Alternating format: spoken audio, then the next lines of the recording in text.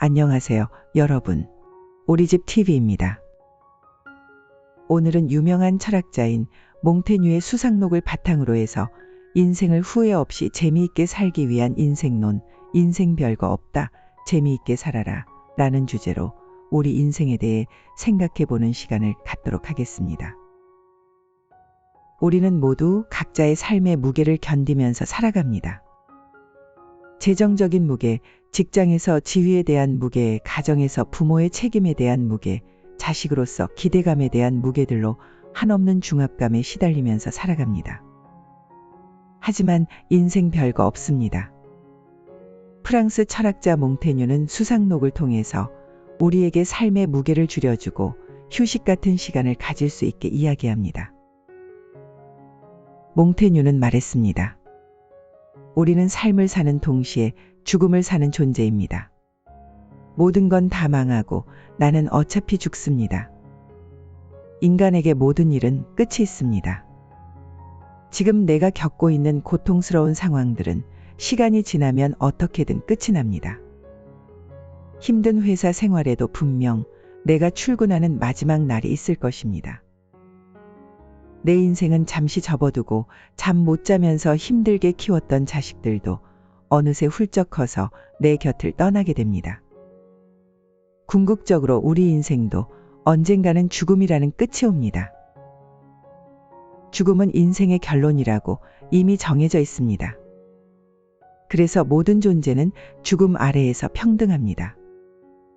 죽음은 자연의 섭리이고 우리는 그 자연의 미세한 조각 중 하나입니다.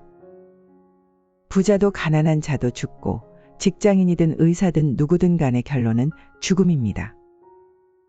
오래 살았는지 짧게 살았는지도 상관없습니다. 죽음 앞에서는 다 똑같다고 몽테뉴는 말했습니다. 사라지고 난 후에는 길고 짧음이 아무 의미가 없기 때문입니다. 인간의 수명이 100년이라면 자연이라는 수억 년 단위의 시간으로 봤을 때 지극히 짧은 순간입니다. 이러한 자연의 거대한 시간 속에서 인간의 삶에 일어나는 다양한 불행한 일들은 그저 먼지가 날리는 정도의 일입니다. 자연의 관점에서 행복하거나 불행한 인생을 나눈다는 것은 큰 의미가 없습니다. 죽음은 우리가 유한한 존재인 것을 깨닫게 해줍니다.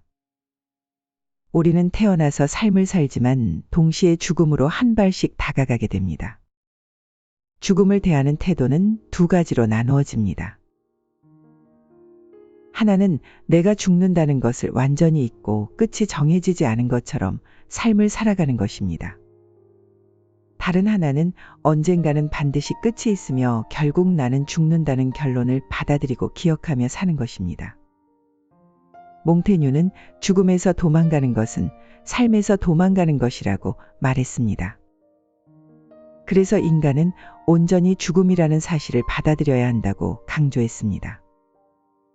죽는 것은 아름다운 자연의 섭리이며 인생의 끝을 받아들이고 직시하는 것이 삶의 진짜 모습을 볼 수 있는 좋은 방법이라고 말했습니다. 죽음이 가까이 다가오면 우리 삶의 본래 모습이 드러납니다. 내가 죽기 직전에 소중하다고 생각하는 것들과 기억들이 나에게 진짜 소중한 것이라는 사실을 깨닫게 될 것입니다. 인생에는 우선순위가 있습니다. 인생에서 내가 무엇을 중요하게 생각하고 무엇을 덜 중요하게 생각하는지에 대해 끊임없이 같이 판단을 하게 됩니다. 그리고 그것을 통해서 행동하고 인생을 살아갑니다. 우리가 언젠가는 죽는다는 사실을 직시하고 인생의 우선순위를 다시 한번 정리해 봅시다. 한 호주 여성이 생활비를 벌기 위해 영국에 있는 양로원에서 노인들의 병간호를 했습니다. 노인들은 죽기 직전에 평생 사는 동안 후회되는 일들을 그녀에게 이야기했습니다.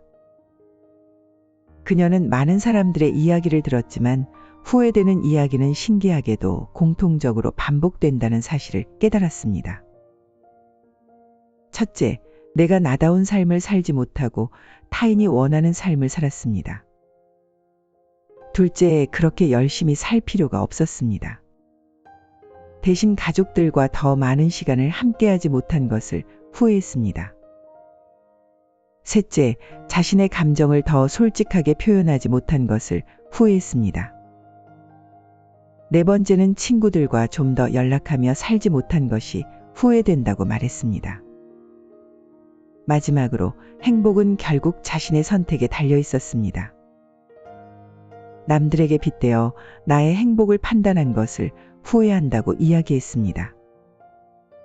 돈을 더 벌어야 했다.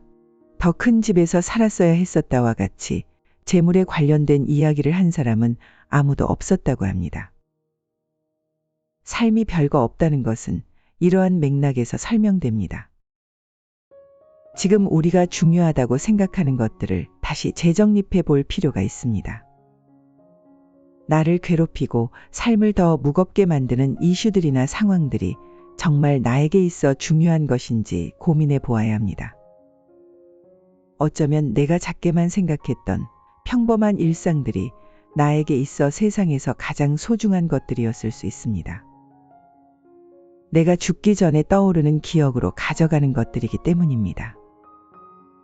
지금 살고 있는 나의 평범한 삶이 사실은 위대한 삶이었다는 것을 발견하게 될 수도 있습니다. 결론적으로 나에게 고통을 주고 괴롭게 만드는 것들은 사실은 별게 아닙니다. 그 고통이 죽을 때에 생각날 확률이 매우 낮다면 말입니다. 그러면 몽테뉴는 좋은 삶에 대해서 어떻게 말하고 있을까요? 몽테뉴는 죽음은 결론이자 결과는 되지만 삶의 목표는 아니라고 말했습니다. 죽음을 통해서 우리는 어떻게 살아야 할지 좀 더 나은 깨달음을 얻을 수 있는 것입니다. 그리고 몽테뉴는 좋은 삶에 대해서 말했습니다. 춤을 추고 싶을 때는 춤만 춥니다. 잠을 잘 때는 그냥 잠만 잡니다. 산책을 하다가 다른 생각이 들면 그 생각을 걷어내고 다시 산책에 집중합니다. 휴식을 취할 때는 온전히 휴식합니다. 인간에게 있어 최고의 작품은 우리가 평범하게 사는 일상생활입니다. 몽테뉴는 통치하고 부를 축적하고 계획을 세우는 모든 일들은 단지 사소한 찌꺼기일 뿐이라고 강조했습니다. 우리가 삶을 즐긴다는 것은 지금 이 순간을 온전히 누린다는 의미입니다. 몽테뉴는 미래에 집중하는 것은 시간 낭비라고 말했습니다. 사람들은 아직 오지도 않는 미래에 대한 걱정에 빠져서 현재의 즐거움을 망치게 됩니다. 미래에 대해 근심하는 영혼은 불행하다고 표현했습니다. 우리가 지금 행복하지 않는 건 시시때때로 변하는 내면의 욕망 때문입니다. 내가 얼마나 소유하고 있든 물질적으로 풍요로운가의 문제가 아닙니다. 하지만 인간은 이것을 깨닫지 못하고 항상 부족한 것만 보면서 불만족해하다가 결국 불행해집니다. 몽테뉴가 강조하는 것은 일상의 행복과 지금 나에게 주어진 시간들에 대해서 만족하는 태도입니다. 이것은 내가 선택할 수 있습니다. 그래서 부유하든 그렇지 않든 스스로의 마음에 달려 있습니다. 내가 행복하다고 생각하면 행복한 것이고 불행하다고 생각하면 불행한 것입니다. 워커홀릭인 사람에게 일주일 동안 일하지 말고 휴가를 다녀오라고 하면 행복하지 않고 불안해할 것입니다. 휴식이 아니라 그 사람에게는 고문이 됩니다. 술 주정뱅이에게는 금주가 고문이고 술을 못하는 사람에게 상사가 아랑곳하지 않고 술을 권하는 회식 자리는 세상에서 가장 불편한 시간이 됩니다.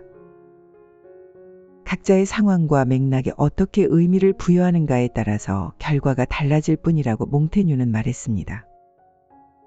우리가 어떤 상황에 처해 있는지 중요한 것이 아니라 어떻게 그 상황을 해석하는지가 중요합니다.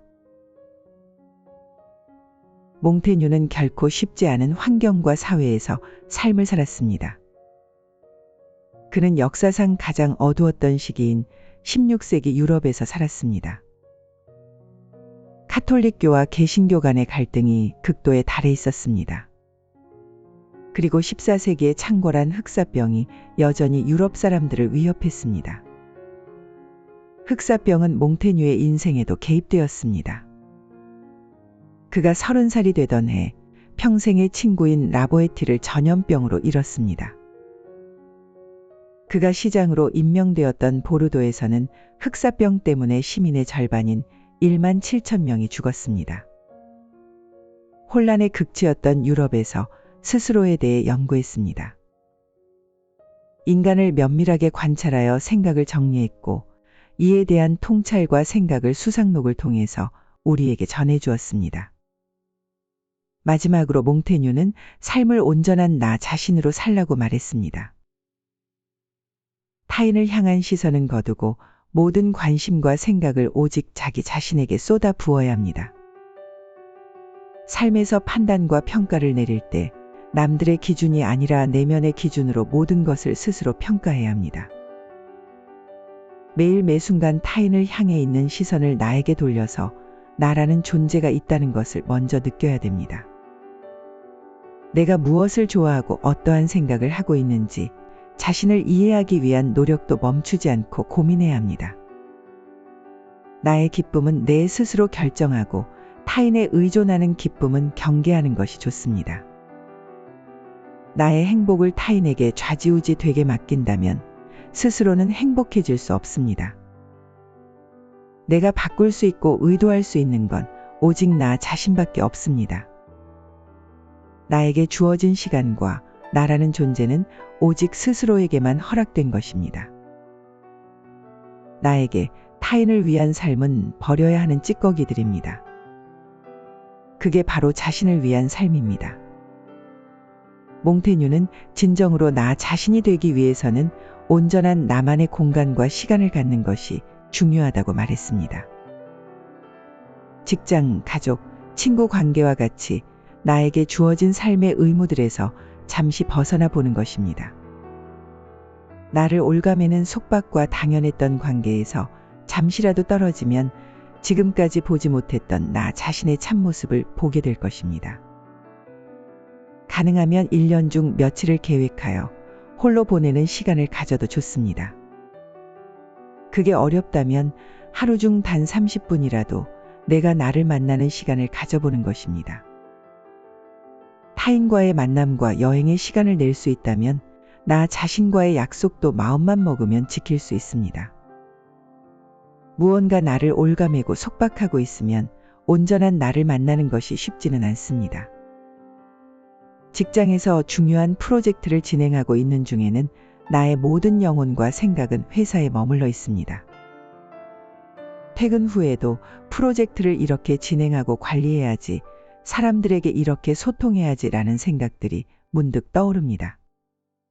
이런 상황에서 나 자신에게 온전한 관심을 주는 것은 매우 어렵습니다. 그래서 물리적인 요소뿐만이 아니라 정신적으로도 온전하게 분리되어 나에게 집중할 수 있게 환경을 마련해야 합니다. 그래야 내가 나를 제대로 볼 수 있습니다. 나다운 삶은 그 자체로 재미있는 삶입니다.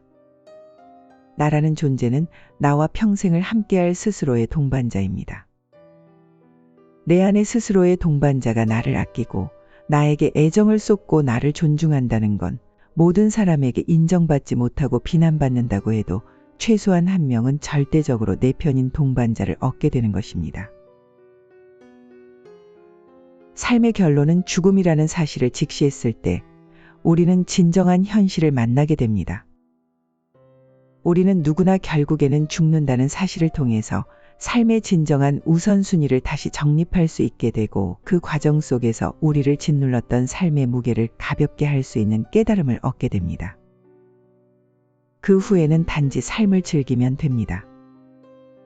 살아가고 있는 지금 이 순간을 즐기고 나라는 사람을 나를 최우선으로 하는 스스로의 동반자와 함께 존중하면서 재미있게 살면 됩니다. 이렇게 오늘은 몽테뉴의 수상록을 통해 우리는 인생을 어떻게 살아야 하는가 하는 것에 대해 여러 가지로 생각해 보았습니다. 오늘 이 영상이 여러분에게 조금이라도 도움이 되었기를 바랍니다. 다음에 더 좋은 영상으로 만나 뵙겠습니다. 여러분, 사랑합니다.